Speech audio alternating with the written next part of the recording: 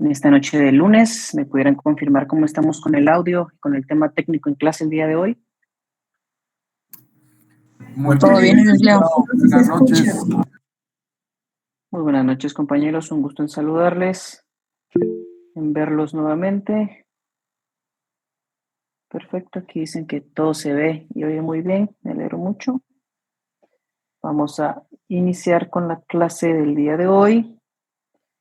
Solo que estoy viendo que tenemos acá una complicación con la proyección de la llamada.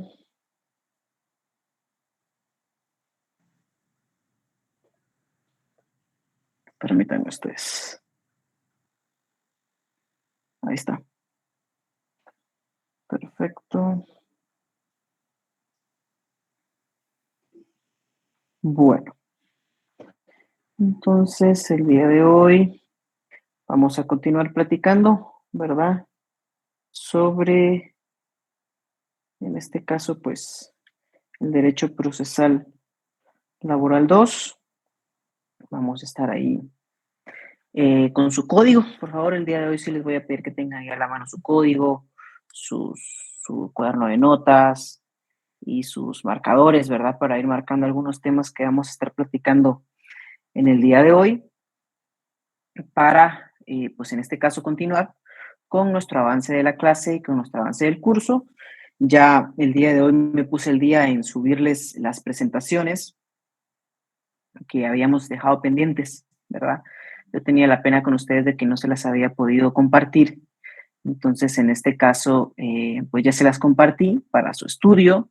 Creo que ya han visto por ahí que ya hay algunas publicaciones de exámenes para este primer examen parcial, ¿verdad? Específicamente, pues sexto semestre creo que ya tiene su calendario, pues no tardará en publicarse también el calendario de ustedes, entonces, si bien pues, como les digo, ¿verdad? No tardará en publicarse, entonces, pues ya lo verán, pero creo que la ronda de exámenes está pensada para la última semana de agosto, primera semana de septiembre.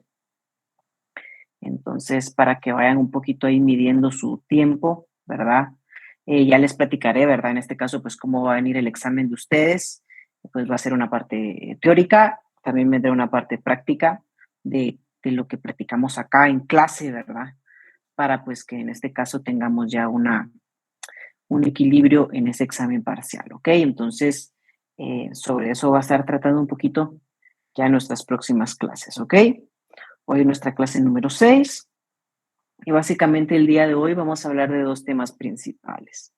Vamos a platicar sobre el arreglo directo y sobre la vía directa, ¿sí? Son dos formas que regula nuestro ordenamiento jurídico como una primera etapa para la resolución de cualquier conflicto de carácter económico y social que tenga una especial incidencia sobre las condiciones de trabajo en determinado centro de labores, ¿ok?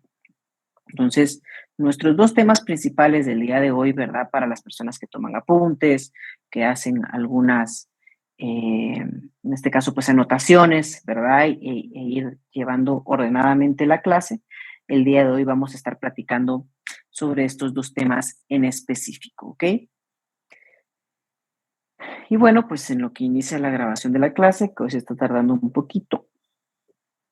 ¿Se recuerdan ustedes que en la clase anterior pues habíamos ya entrado a conocer algunas definiciones, algunos conceptos sobre qué entendemos nosotros por un conflicto económico de carácter, conflicto económico y social, ¿no?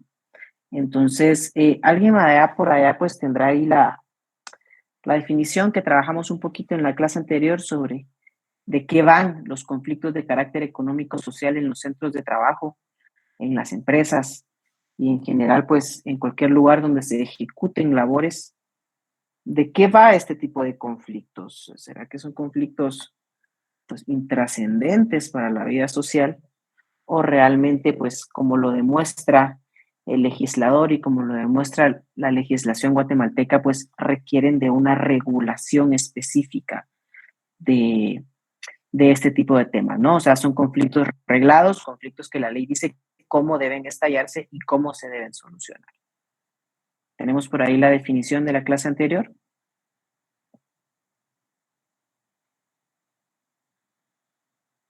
¿Alguno o alguna por ahí?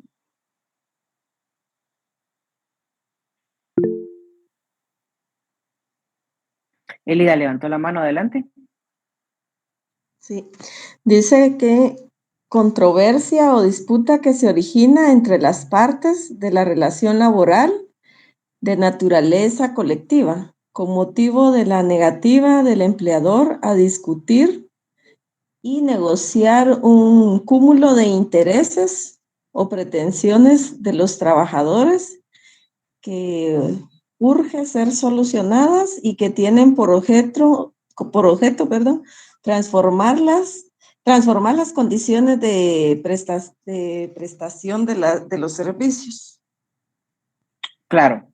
Y nosotros pues indicamos, ¿verdad? En la clase anterior que esto tiene una naturaleza colectiva, toda vez de que el impacto del conflicto económico y social tiene una implicación para todas y todos los trabajadores de un centro de trabajo. A diferencia de los conflictos que se suscitan en el derecho laboral, pero de carácter individual, que la declaración de derechos pues es para una única persona. En este caso pues tenemos que situarnos y tenemos que comprender, ¿verdad? Y remarcar la clase de conflictos que nosotros estamos enfrentando, y es por ello el interés de buscar una solución reglada, una resolución pues que esté claramente establecida en ley, cómo debe procederse para pues en este caso poder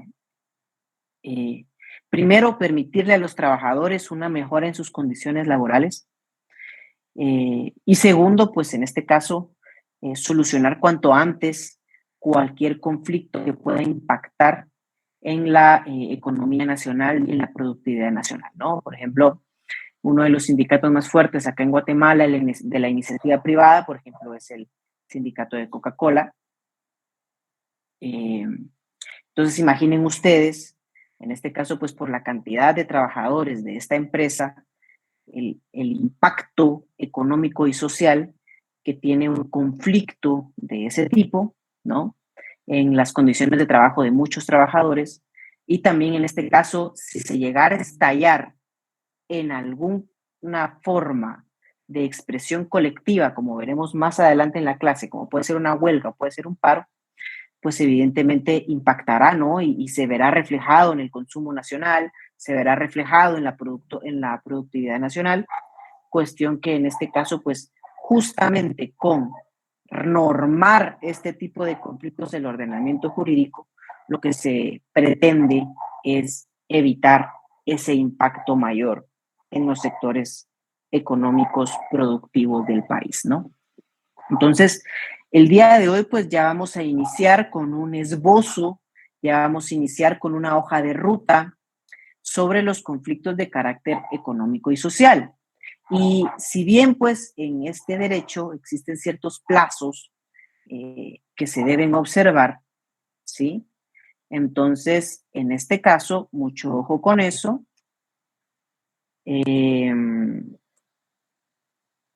Podemos indicar que ya podemos empezar a trazar una línea de etapas procesales que debe llevar todo conflicto económico y social. Ojo con eso.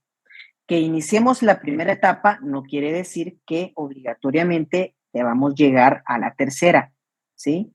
Saben ustedes, por ejemplo, que en los procesos judiciales hay formas anormales de terminar los procesos, ¿no? Como lo puede ser un desistimiento, como lo puede ser un allanamiento, ¿sí?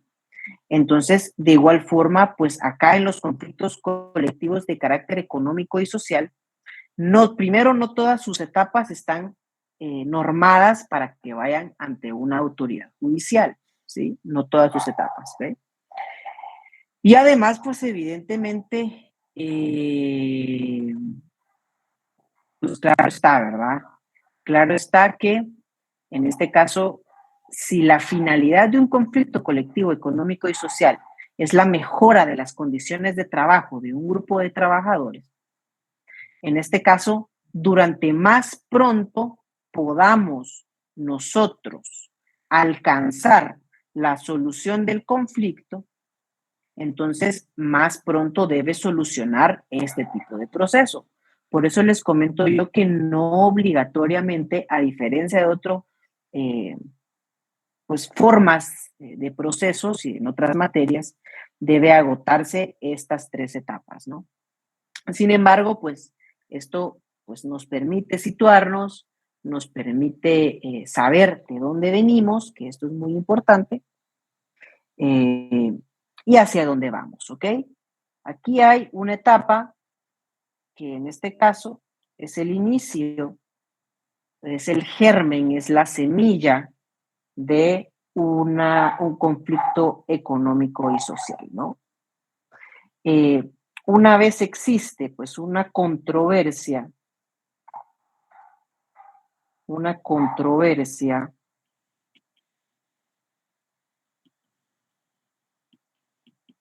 o una divergencia en el centro de trabajos entre el patrono y el trabajador y el conjunto de trabajadores o el conjunto de patrones. Una vez se cumple con esta controversia, pues hay una forma de solucionarlo, ¿no? Entonces, por ese impacto que tiene este tipo de conflictos, no nos vamos directamente, como coloquialmente se dice, a los cuentazos, ¿no? Ustedes, no nos vamos directamente a, en este caso, pues asumir posturas que pueden llegar a tener un impacto negativo en la economía nacional y en las condiciones de trabajo de los trabajadores, ¿sí? No nos vamos directamente a la última etapa del conflicto, ¿no? De hecho, los trabajadores no es que puedan hacer un paro, no es que puedan hacer un cese de las labores unilateral, sino que la misma legislación laboral regula que si existe una controversia, primero usted como trabajador, antes de estallar en una expresión colectiva de trabajo, que ustedes ya saben que son la huelga y el paro, primero usted lo que tiene que hacer es agotar las vías de negociación directa, ¿sí? Eso es lo primero que usted tiene que hacer,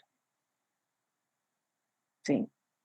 No puede irse unilateralmente a suspender sus labores, porque si no, olvídense, pues evidentemente cualquier grupo de trabajadores quisiera, pues en este caso, cesar la prestación de servicios o el cumplimiento de sus obligaciones contractuales, lo cual pues nos tendría en una constante conflictividad en diversos centros de trabajo, ¿no?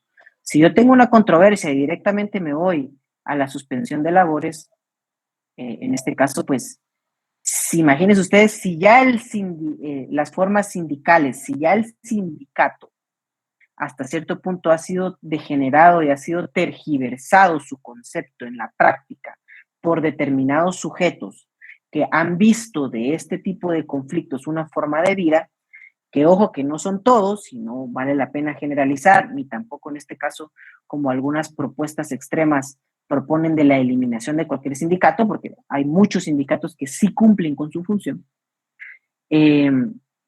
Si esa forma reglada ya ha sido agotada y ya ha sido, pues en este caso, bastante desgastada, imagínense ustedes cuánto más desgaste existiría si el ordenamiento jurídico no regulara determinadas etapas que van increciendo, o sea, que van cada vez agravándose hasta que definitivamente es irremediable la situación, ¿no? Entonces, la legislación prevé que el primer paso, si bien ya tenemos acá la semilla de ese conflicto económico y social, pues vamos a ver que poco a poco va germinando y la primera etapa que en este caso pues deben acudir los trabajadores y los patronos es a través de una negociación directa, ¿sí? Ya veremos cómo se trabaja esta negociación directa en la clase del día de hoy. Posteriormente a lo que vamos a ver hoy, si no se llega a un acuerdo, En este caso, tenemos acá una frontera, se puede llegar a un acuerdo y automáticamente al llegar a un acuerdo, pues hay una forma de terminar el conflicto y todos felices para su casa, las personas tienen sus mejores condiciones de trabajo, el patrono defendió sus intereses y en este caso pues se eliminó la controversia dentro de el centro de trabajo, ¿no? Pero puede ser que en la etapa de negociación colectiva no se llegue a un acuerdo. No.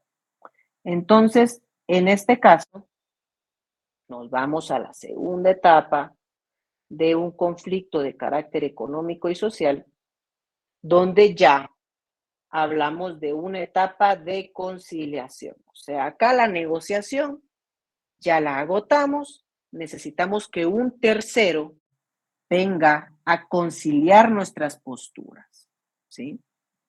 Y esto pues es donde ya aparecen los tribunales de conciliación, ¿sí? Que eso, como les digo, lo veremos en las próximas clases, pero ahorita les hago yo un mapeo de qué es de lo que vamos a estar hablando en las siguientes clases, ¿no? Entonces, tenemos una etapa de negociación. Como les digo, si no se llegan a acuerdos en la etapa de negociación, no es que me autorice inmediatamente también para irme a una suspensión de mis obligaciones contractuales, ya sea como trabajador o como patrono. Y entonces, en este caso, pues tenemos una etapa de conciliación. Si no hay una conciliación, si no hay un arreglo en esta etapa, las partes, ya sea potestativamente, o sea que hay ciertos casos donde la ley regula que es una facultad de las partes someter su conflicto a arbitraje, pero también hay otros conflictos donde obligatoriamente se debe iniciar la tercera etapa de los conflictos de carácter económico y social, que es la etapa del arbitraje.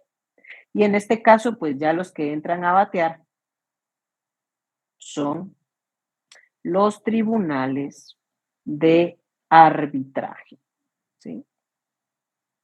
Los tribunales de arbitraje. Ellos pues emitirán una resolución y en este caso, pues si llegan al arbitraje, es de observancia obligatoria, es el laudo arbitral, y si alguna de las dos partes incumple, pues se puede obligar a cumplir.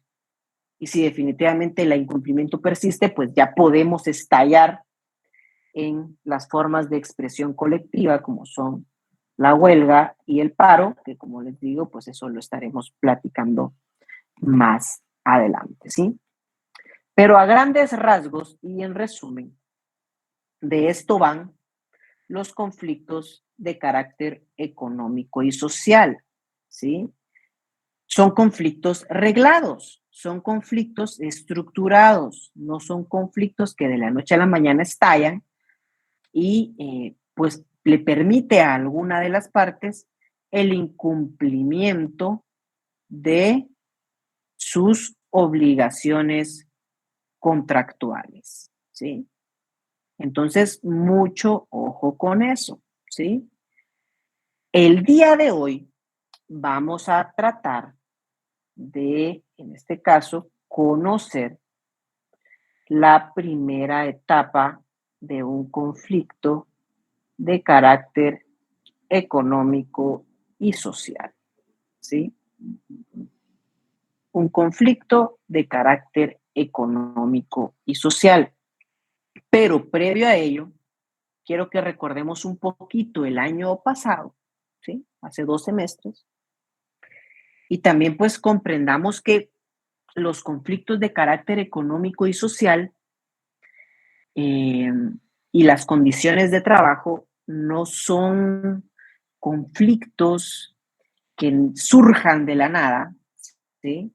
No son conflictos que si se llegan a concluir, pues en este caso no tengan un respaldo documental de su existencia, sino que en este caso tienen orígenes, ¿no? Tienen orígenes normativos de las formas de normación colectiva.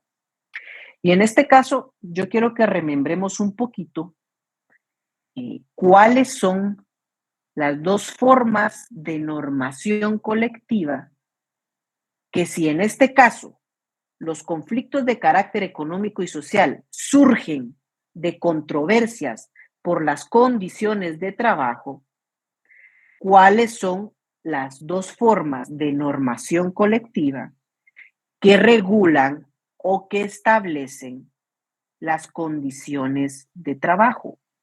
¿Será que cuando nosotros llegamos a una empresa, pues automáticamente, bueno, si bien tenemos derechos y obligaciones mínimos protegidos por la legislación nacional, pero en este caso, situémonos en una institución, ya sea pública o privada, que tenga desarrolladas sus formas de organización colectiva, sus formas de normación colectiva. Y yo pues tengo una controversia. Con mi grupo de trabajadores tenemos una controversia con nuestro patrono por las condiciones de trabajo. ¿Qué documentos debemos verificar primero si existen o no en el centro de trabajo de nosotros? Y esto es Derecho Laboral 2. Exactamente, Alessio. Hay dos instrumentos, ustedes saben que son 4, ¿verdad? Son 4, pero en este caso nos vamos a situar específicamente que previo a la iniciación de un conflicto de carácter económico, social, debemos verificar la existencia o no de instrumentos de normación colectiva. Entonces, vamos a ver, aquí decían que no se miraba nada, pero es que efectivamente dejé una diapo libre, instrumentos de normación colectiva. ¿Sí? Va. Ok, como bien dijo acá el compañero Alessio, yo debo establecer la existencia o no de este tipo de conflictos, ¿sí? Y de este tipo de normativa. Y los dos que regulan condiciones de trabajo, por un lado, son los convenios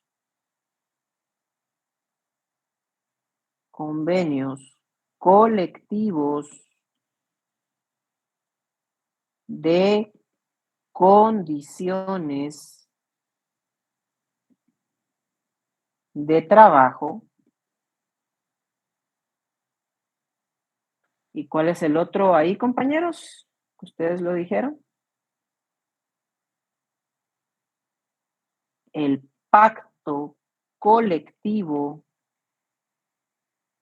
de condiciones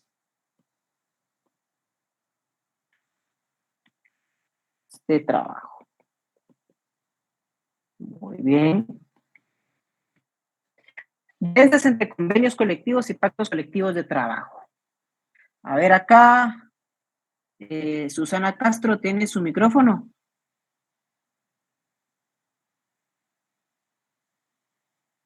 Susana Castro, ¿me escucha?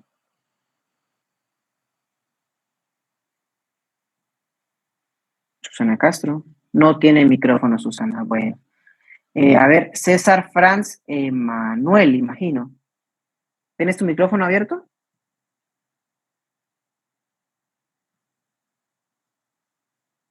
César Franz, ¿me escuchas?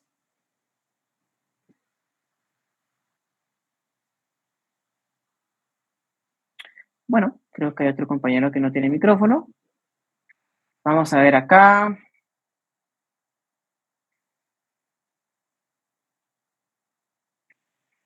Chica, Alejandra del Rosario se salió de la clase. A ver acá. Carmen Andrea Molina. Sí, ¿no? Buenas noches, licenciado. Buenas noches, Carmen. Un gusto en saludarle. A ver, platiquemos un poquito acá. ¿Cuáles son las diferencias entre un convenio colectivo de condiciones de trabajo y un pacto colectivo de condiciones de trabajo? ¿Cuáles son las diferencias principales, Carmen? Empecemos por los sujetos. Empecemos por los sujetos, Carmen. ¿Qué sujetos están legitimados para negociar un convenio y para negociar un pacto de parte del lado de los trabajadores? Respecto a sujetos,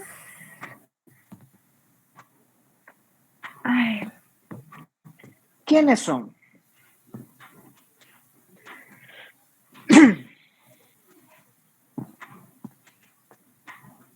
Ubiquémonos. Hay dos formas de organización colectiva de los trabajadores. ¿Sí? Carmen, ¿se recuerda de eso? sí. Y una de las diferencias también entre ellos es la forma en la que negocian sus condiciones de trabajo. Los convenios colectivos de condiciones de trabajo tienen una mayor trascendencia que un pacto colectivo de condiciones de trabajo, ¿o usted considera que son lo mismo o no?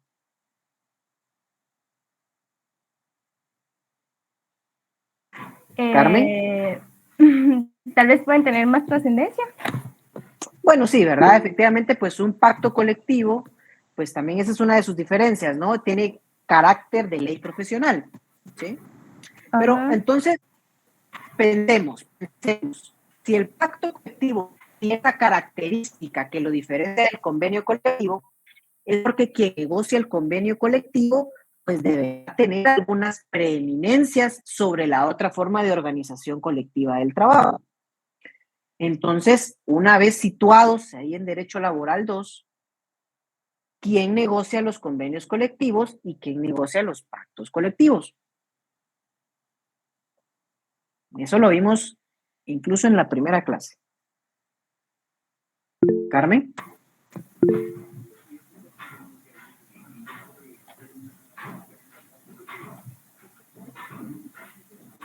¿Lo tenemos por ahí?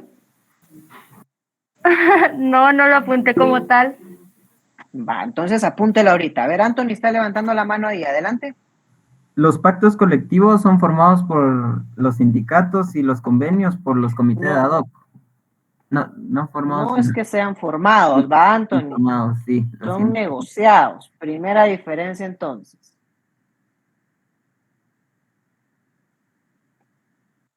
Ad hoc o grupo coaligado. Ustedes. GP. Va. Esa es la primera diferencia entre un convenio colectivo de condiciones de trabajo y un pacto colectivo de condiciones de trabajo. Anthony, fundamento legal.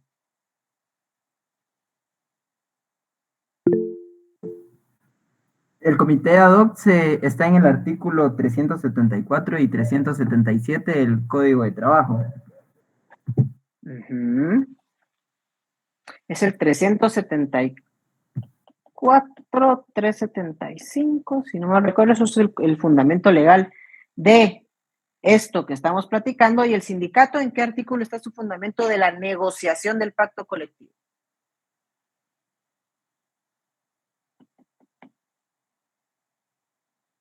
¿Anthony? Ese no lo recuerdo, Elic. Artículo 51. ¿Sí? Artículo 51 del Código de Trabajo. Dele lectura para que no se lo olvide.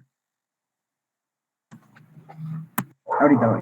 50. Solo no me le dé lectura a todo, solo deme lectura a... Bueno, en este caso, sí, solo el primer párrafo. Artículo 51 del Código de Trabajo. Todo patrono que emplee en su empresa o en determinado centro de producción, si la empresa, por la naturaleza de sus actividades, tiene que distribuir la ejecución de los trabajos en varias zonas del país, los servicios de más de la cuarta parte de sus trabajadores sindicalizados, está obligado a negociar con el respectivo sindicato, cuando éste lo solicite, un pacto colectivo. Ahí está. Vaya bien, entonces Antonio, ya no se le va a olvidar. El artículo 51 es el que nos establece la relación entre los sindicatos como únicos sujetos legitimados para negociar un pacto colectivo con sus patrones, ¿sí? Mientras que del artículo 370, y cuando creo que solo es el 375 del Código de Trabajo, se regula, tengo mi código, espérenme. No, sí, también es el 374. Se regula, en este caso, que es el comité ad hoc o el grupo, en este caso, coaligado, ¿sí? Grupo coaligado, no sé por qué les puse GP. Grupo coaligado, el que tiene la facultad de negociar los convenios colectivos de condiciones de trabajo, ¿no? Y bueno, pues la segunda diferencia, que es más obvia, es en este caso, pues el pacto colectivo tiene carácter de ley profesional y el convenio colectivo, pues en este caso únicamente queda en acta, ¿no? En acta, ¿sí? De conformidad con el 375 del Código de Trabajo. Y el de la ley de carácter profesional es el artículo 49 del Código de Trabajo, ¿sí? Entonces, en la ley profesional es homologado por el Ministerio de Trabajo. Incluso algunas personas han intentado inconstitucionalidades por esa misma carácter de ley que tiene, mientras que el convenio pues queda en acta, ¿no? Queda en acta suscrita entre el patrono y el grupo organizado, ¿sí? Entonces, tenemos pues nosotros esta diferenciación, ¿sí? Porque, ojo con esto, esta diferenciación también nos da una pauta o un inicio de la diferencia entre las formas de negociar colectivamente cada uno de estos, ¿sí? Y para eso avanzamos a la siguiente diapositiva. En las formas de negociación colectiva hay dos. Una es el arreglo directo, ¿sí? Otra es la vía directa, ¿sí? Y se definen de esta forma, según pues yo acá les traigo un extracto, ¿no? de este texto que me parece que es una buena guía para su estudio, ¿verdad? Aunque, como les digo, ¿verdad? No es obligatoria la compra de los textos, yo les voy a traer las definiciones y los temas pues ya trabajados, ya condensados para que ustedes lo trabajen, porque yo sé que, bueno, ahorita en cuarto y quinto año yo creo que las inversiones se deben ir más en notariado, ¿no? Ustedes, buenos textos de notariado, buen texto de mercantil, incluso de procesal civil. No, con esto no le estoy diciendo que laboral no sea importante, pero sí, va orientado un poquito más eso, donde uno se la puede rifar ahí y tener una mala nota y complicar un poquito el camino al cierre, ¿verdad? Que espero pues que todos el otro año estén cerrando por estas alturas del año. Pero bueno, ¿verdad? El arreglo directo, pues lo podemos definir como un intento o una instancia de solución de conflictos, pero esta instancia es de carácter extrajudicial, ¿sí? No es judicial, no la conoce ninguna forma de organización de tribunales de trabajo que ya vimos, ¿sí? Sino que es una negociación de carácter extrajudicial en la cual patronos y trabajadores intentarán, mediante convenio, solucionar o resolver las controversias que han surgido dentro del centro de trabajo, ¿sí? Y una vez surgidas dentro del centro de trabajo, requieren una solución inmediata. Pero esta negociación colectiva, esta forma de negociación colectiva como arreglo directo, no tiene, en este caso, la capacidad de suspender las actividades laborales, ¿sí? Es una negociación directa entre los dos sujetos y lo que buscan es, bueno, pongámonos de acuerdo, nombremos nuestras comisiones de forma oficial y una vez nombradas nuestras comisiones de forma oficial, en este caso, pues trataremos de buscar la mejor solución para todas y todos, ¿sí? Los trabajadores, con el propósito, pues evidentemente, evidentemente, de no llegar hasta, en este caso, pues, una crisis que lleve a la suspensión de labores, ¿sí? Y, bueno, este tipo de arreglos directos, ¿sí? Este tipo de arreglos directos, ojo con eso, tienen un desarrollo o características que lo diferencian con la otra forma de negociación colectiva, que es la vía directa, ¿sí? Ahorita estamos tratando propiamente lo que es el arreglo directo, ¿sí? Y el arreglo directo, ustedes pues lo pueden encontrar esbozado o lo pueden encontrar regulado en, bueno, en el artículo 375 de su Código de Trabajo. Y vean ustedes lo que es susceptible de negociarse en un arreglo directo. Es susceptible de negociarse convenios colectivos, ¿sí? También se pueden llegar a negociar contratos colectivos cuando el patrono tiene un interés en obligar a determinado grupo de trabajadores a cumplir con ciertas condiciones o ciertas obligaciones contractuales.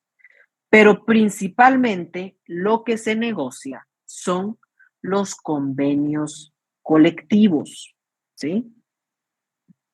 Los convenios colectivos.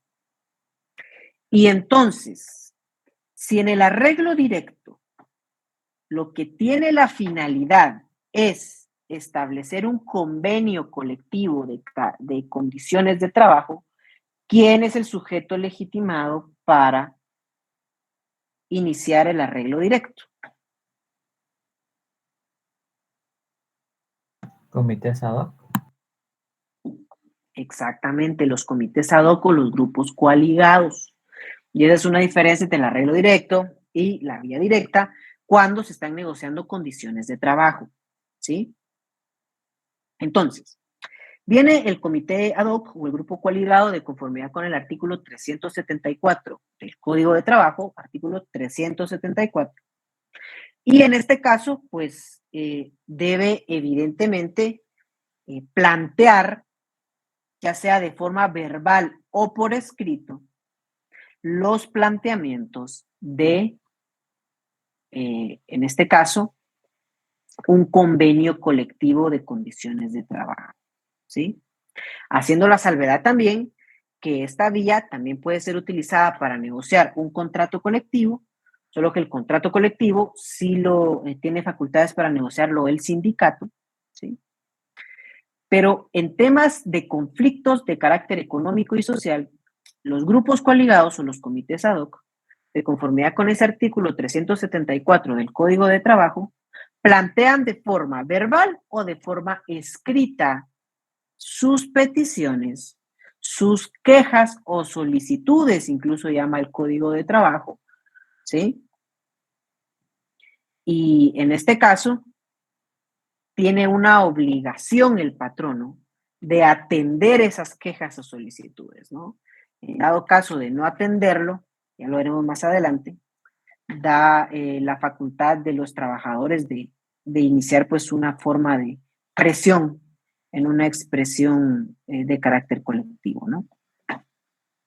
Bueno, entonces vienen estos trabajadores organizados de esa forma, le plantean sus quejas o solicitudes al patrono. De este planteamiento, pues se da un aviso a la autoridad administrativa del trabajo. ¿Con qué propósito? La autoridad administrativa del trabajo puede, que en este caso es la Inspección General del Trabajo, puede darse por enterada de estas quejas y solicitudes, puede nombrar lo que se conoce como, no se los coloqué acá, como un amigable componedor, amigable componedor. ¿Sí? Y este sujeto, amigable componedor, que todavía estamos en una fase extrajudicial, tiene la finalidad específica de buscar formas ecuánimes de llegar a acciones entre trabajadores y el patrono. Una vez pues organizado un poco ligado o comité ad hoc, plantean sus quejas y sus solicitudes y básicamente tenemos una bifurcación en dos opciones, ¿sí? La primera opción es que efectivamente, de buena fe, se lleguen a los acuerdos necesarios para solucionar la controversia en el centro de trabajo, ¿sí? Entonces, una vez solucionada esta controversia, evidentemente no puede quedar de palabra, ¿verdad? Debe quedar por escrito. Entonces, de conformidad con el artículo 375, ¿sí? Del Código, en este caso de trabajo, ¿sí? Se debe faccionar, ustedes corre mal esto, se debe faccionar un acta de arreglo directo, ¿sí? Un acta de arreglo directo. En este caso, el artículo 375, en su segundo párrafo, regula cuál es la finalidad, ¿sí? ¿Cuál es la finalidad de remitir a la Inspección General del Trabajo en 24 horas, ¿sí?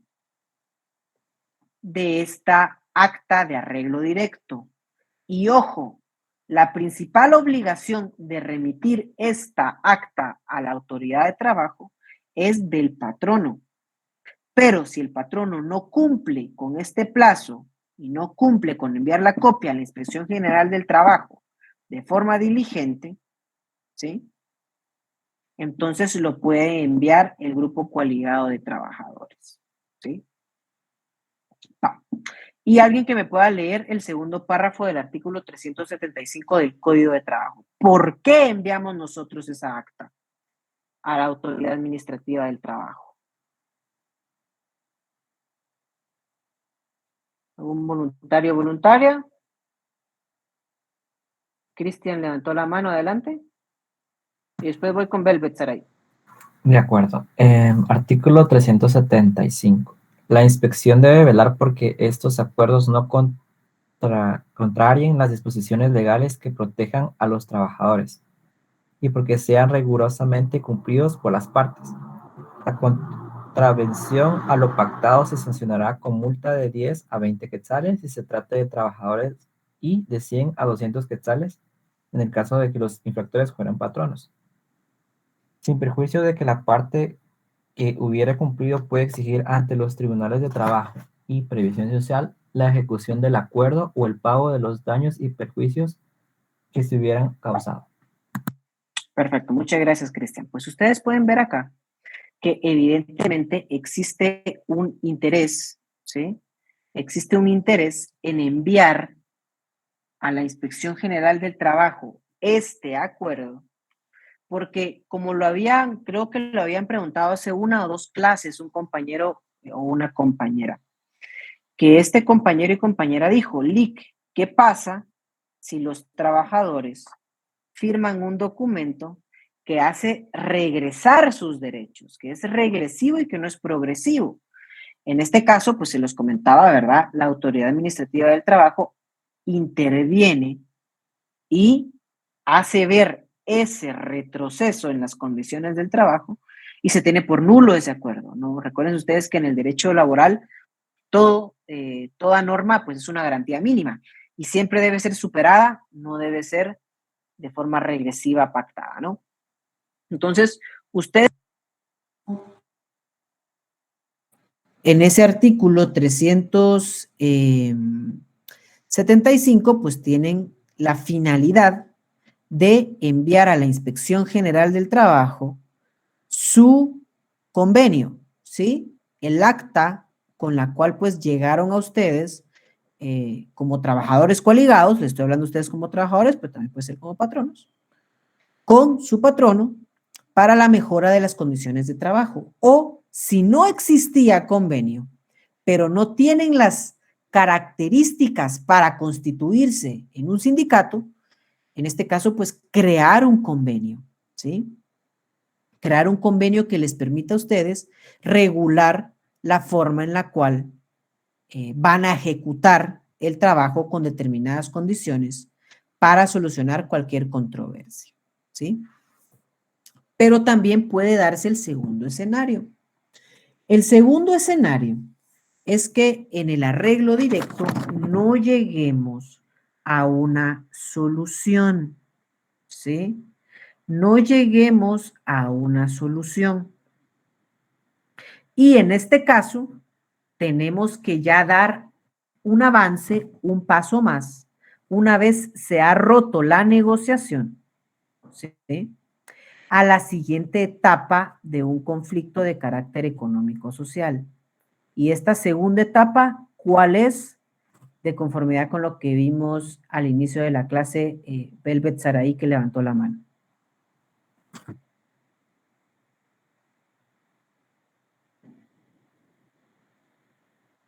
Velvet Saraí, ¿estará por ahí?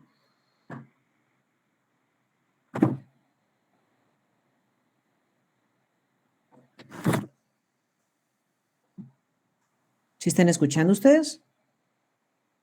Sí escuchamos, licenciado. Sí. Ok. Bueno, ¿qué etapa procede entonces? La etapa de conciliación. Etapa de conciliación. La etapa de conciliación, artículo 377 del Código de Trabajo, ¿sí? El artículo 377 del Código de Trabajo nos regula el supuesto en el cual no existió un arreglo directo. Pero esto es solo para comités ad hoc o grupos coaligados, ¿verdad? Se constituyen, una vez constituidos, su primera obligación, de conformidad con el 376 del Código de Trabajo, es dar aviso a la Inspección General del Trabajo en un plazo de 5 días, sobre la constitución de su grupo, ¿sí? Una vez se constituyen y dan su aviso, para recapitular, plantean sus quejas o solicitudes de forma verbal o por escrito, el patrono está obligado a conocer esas quejas o solicitudes y básicamente tiene dos caminos, ¿sí?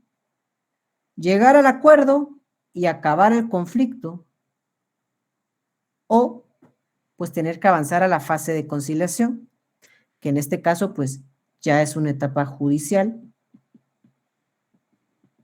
Lo anterior es una etapa extrajudicial, ¿sí?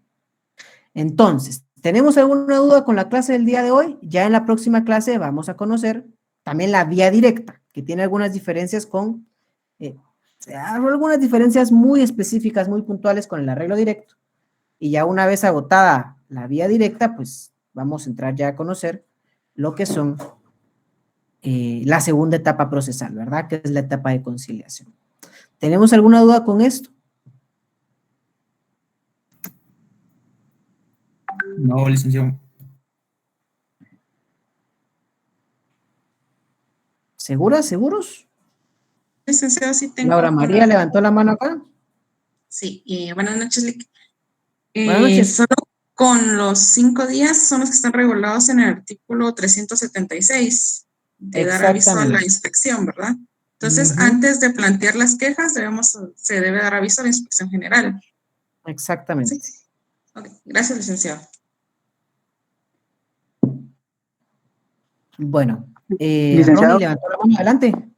Sí, con una pregunta. En el caso del arreglo directo, ¿no hay ninguna protección para los trabajadores para que el patrón no pueda tomar represalias en contra de ellos? No, de hecho, esa es una de las cuestiones que menciona también el autor, ¿verdad? Como una crítica. Deja desprotegidos a los trabajadores como están en un grupo coaligado.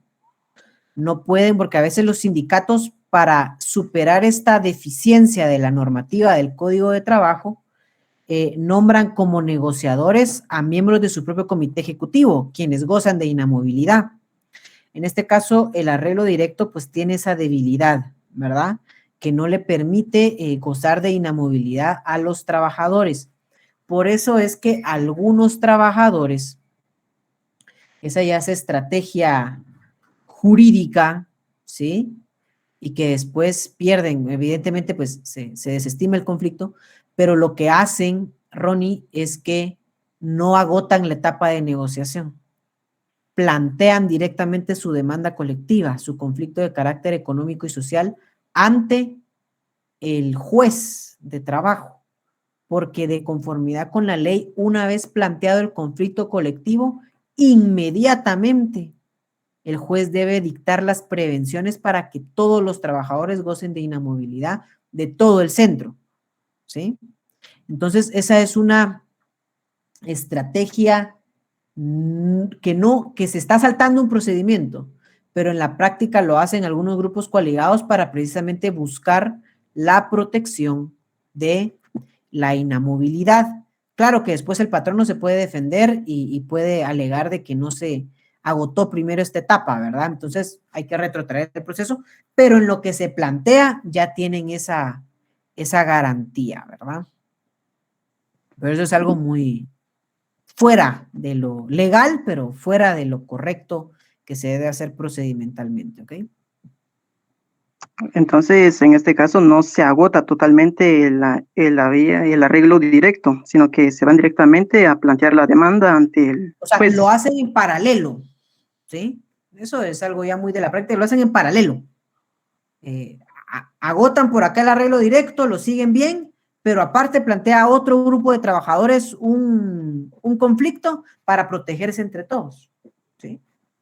Gracias, De licenciado. hecho, eso es algo que en la práctica sucede mucho en nuestra institución, en la USAC. Ahorita la USAC, la Universidad de San Carlos, tiene 4 conflictos de carácter económico y social que le dan inamovilidad a todos los trabajadores. Y pues en algunos ya se agotó la vía directa, en otros no se ha agotado la vía directa. Pero se hace como una estrategia para gozar de inamovilidad en lo que se prepara el conflicto de carácter económico y social. Pero eso es algo, como les digo, ya muy de la práctica. Evidentemente no se los voy a preguntar en el examen, pero solo es para que ustedes lo conozcan, ¿no? Ustedes me piden la diapositiva anterior, ahí se las coloco, ¿ok? Bueno. Jorge Marlon, levantó la mano, adelante. Gracias, licenciado. Solamente retrocediendo un poquito, no sé si usted podría volver a comentar lo del tema de amigable componedor.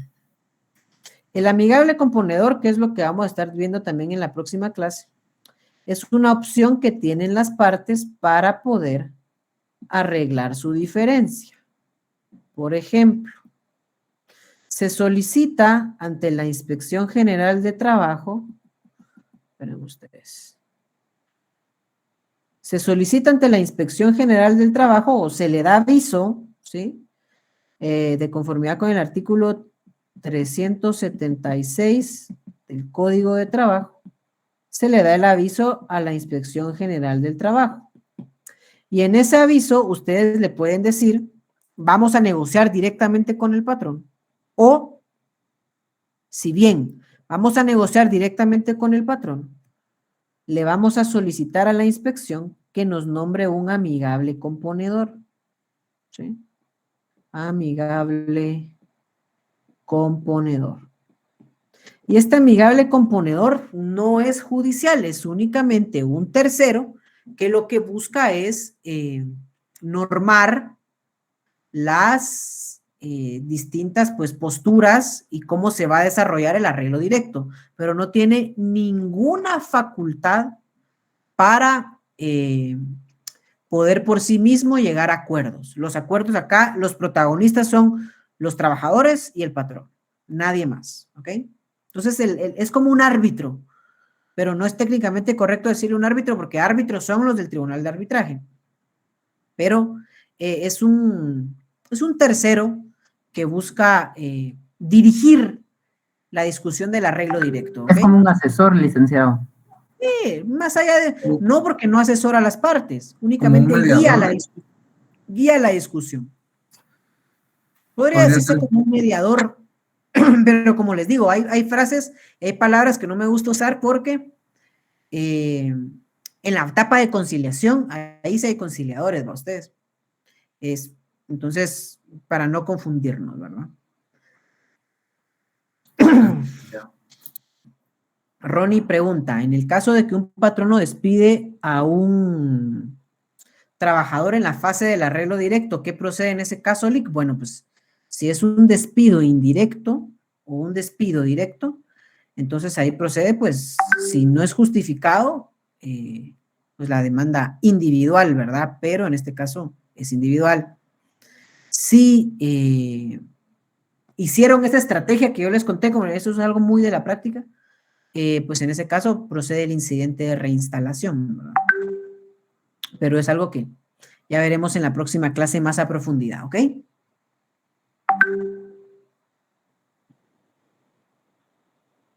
¿Estamos? ¿Tenemos alguna otra pregunta?